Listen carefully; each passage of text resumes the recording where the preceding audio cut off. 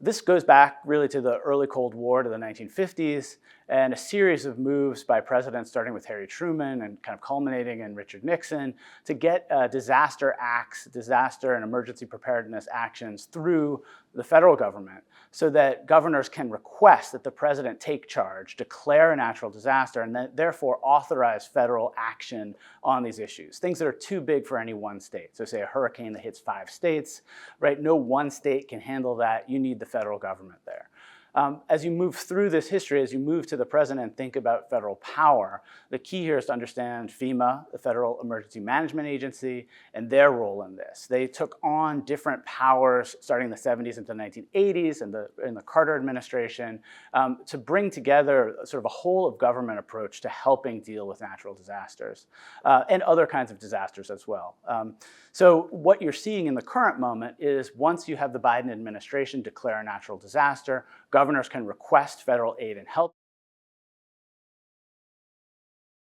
One thing that we've noticed, and particularly in the 2010s and 2020s, a new aspect of disaster management has come on the scene, and it's related to disinformation.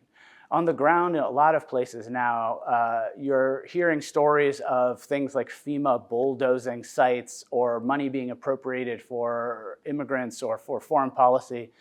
And it is possible, and there have been examples where some monies have been mistakenly applied and sent elsewhere. But generally speaking, what's going on is the Federal Emergency Management Agency and others are doing exactly what they're told to do on the ground and working hand in glove with local and state officials.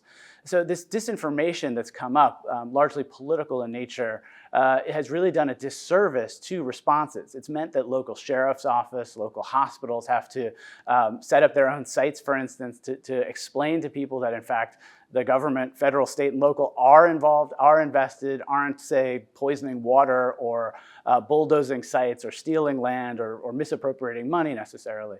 So that's distracted from responses. And it's a new thing that we didn't see, say, in the 1980s or 1990s major efforts to move through disasters, hurricanes, and their responses. For instance, we've heard that the FEMA is running out of funds and Congress will have to have an emergency session to get them funds. That's just not the case. FEMA had appropriations already. They've got a stockpile of funds. They also have access to all sorts of stockpiles of goods that the US federal government has ready to go and is now fully authorized because of the emergency declaration. So that really isn't a major concern.